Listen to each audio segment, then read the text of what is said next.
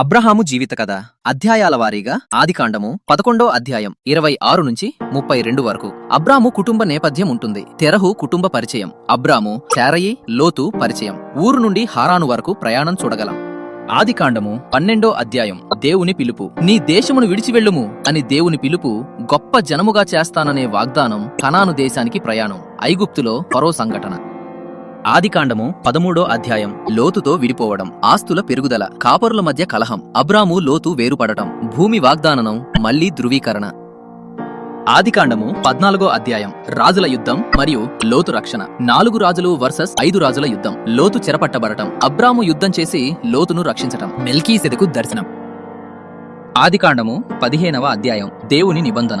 భయపడవద్దు అబ్రామ, నక్షత్రాల వలె సంతానం వాగ్దానం, నిబంధన బలి, ఐగుప్తు బానిసత్వ ప్రవచనం. ఆదికాండము 16వ అధ్యాయం హాగరు మరియు ఇష్మాయేలు. శారయి హాగరును ఇవ్వడం, ఇష్మాయేలు జననం, కుటుంబ సంఘర్షణ.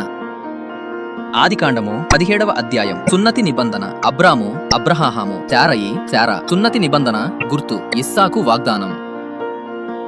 ఆదికాండము 18వ అధ్యాయం దేవుని సందర్శన. అతిథిలా దేవుని రాక, ఇస్సాకు జననం గురించి వాగ్దానం, సొదొమ గొమొర్రాల కోసం అబ్రహాము మధ్యవర్తిత్వం.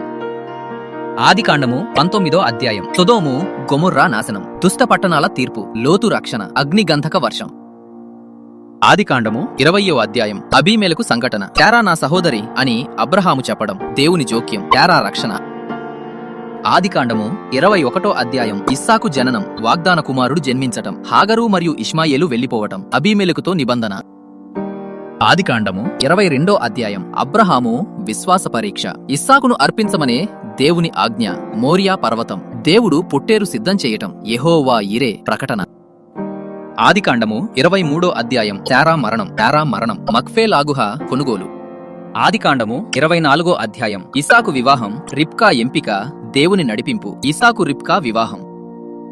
ఆదికాండము 25వ అధ్యాయం 1 నుంచి 11 వరకు. అబ్రహాము చివరి దశ, కేతూరాతో సంతానం, అబ్రహాము మరణం, ఇస్సాకు ద్వారా వాగ్దానం కొనసాగింపు.